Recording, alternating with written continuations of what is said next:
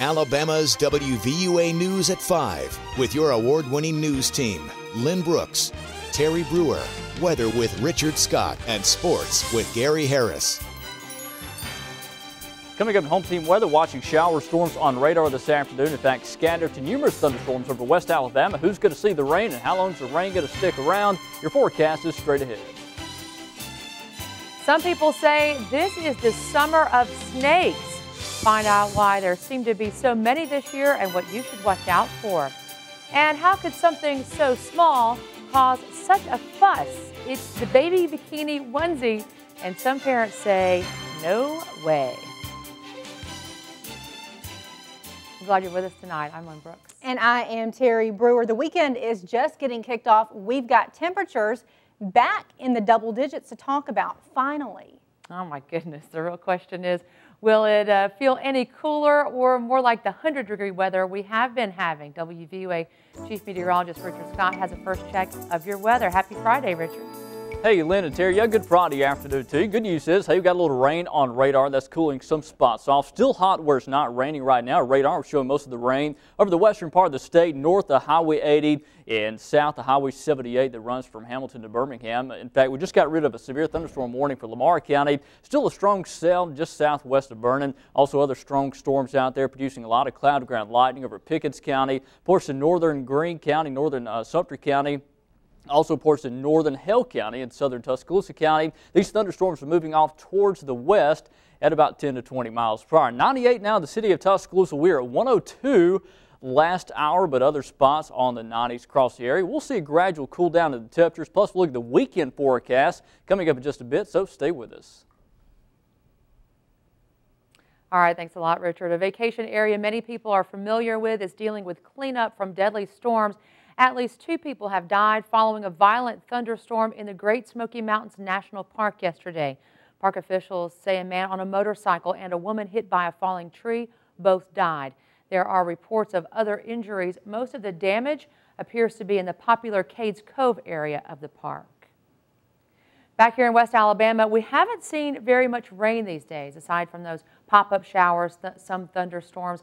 Experts say that's causing more of something that really gives a lot of people the chills, including us. Yes, yeah, more on that in just a minute. But first, a look at Alabama's most recent drought conditions. The latest report from the U.S. Drought Monitor shows most of Alabama dealing with some degree of dry conditions. Most of West Alabama is dealing with either abnormally dry or moderate drought conditions. Most of Tuscaloosa County is in the moderate drought stage. The drought gets worse as you move east, with much of East Alabama in either extreme or exceptional drought. Now the part that gives people the chills, snakes. Wildlife and agriculture officials are reporting many more snake sightings this summer. Tuscaloosa County Extension Agent Neil Hargel says, of course, he's not talking about snakes necessarily as large as this one, but snakes are being spotted in larger numbers throughout Tuscaloosa County and in several cities across the state. Hargel says the warm weather is causing snakes to follow their food, and the trail may lead straight to your house. The dry weather is causing the rodents to run in, mice and stuff like that to go in. They might get in your house. The snake's looking for a food source, which they like to eat mice and small rodents. They look for that food source, and that's what's bringing them into the house. Hargel says one way to help keep snakes out of your yard is to spray something called Snake Away. That can be found at home supply stores. And speaking of getting ready for things, this weekend is the state's first severe weather sales tax holiday. The holiday starts today and runs through Sunday and removes state sales taxes on severe weather supplies. Some local governments are also removing local taxes. Now, here's a general idea of just some of the types of items that are state sales tax free this weekend: batteries, cell phone chargers, flashlights, portable radios, and generators up to $1,000. You probably heard that the extreme heat can pose the greatest threat to young children and the elderly, but there's another group also at greater risk for heat exhaustion and heat stroke. Mental health officials say people with mental illnesses are also at higher risk for heat-related illnesses. A spokesperson for the State Department of Mental Health says certain prescription drugs can also cause concern when it comes to heat exhaustion. they already are having to work that much extra harder to keep their body hydrated. So when the temperature gets above 90 degrees in a very hot summer like we're having, that just makes it that much more worse. The state's mental health director says some of the main causes for heat-related illness for people with mental illness is the lack of awareness, access to air conditioning, and social isolation. The University of Alabama says it will interview a candidate from Texas next week to fill the position of university president.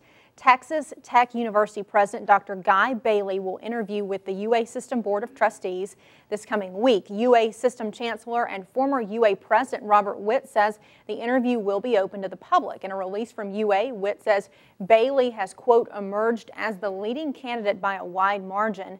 Guy Bailey is an Alabama native and two-time graduate of UA. He was previously Chancellor of the University of Missouri-Kansas City and Provost and Executive Vice President of the University of Texas at San Antonio.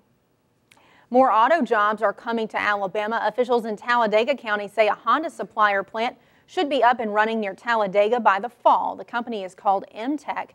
The new factory will have a job fair in Talladega July 11th, which is Wednesday. Most positions will pay about $15 an hour. On your Crime Watch tonight, serious accusations for a band director in an Alabama school and his son.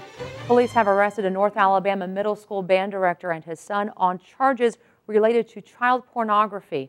Madison police say Discovery Middle School band director John Nash was arrested Thursday for failing to report that his 24-year-old son, John Bradley Nash, was in an inappropriate relationship with a 15-year-old student.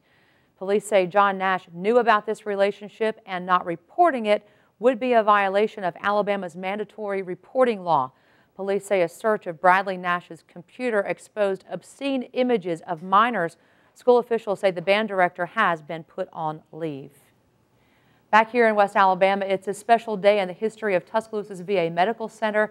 It is their 80th anniversary. Yeah, in honor of the big day, an historical marker was unveiled this morning near the center. In March, the VA Medical Center joined the National Register of Historic Places. The VA Medical Center was constructed in the early 1930s. VA spokesman Damon Stevenson said it took a while for the center to go through the process, and they wanted to honor this occasion. We thought it was very fitting to do this on the Medical Center's 80th anniversary. The Medical Center first opened on July the 6th, 1932. The VA Medical Center provides care services for veterans from Alabama and neighboring states.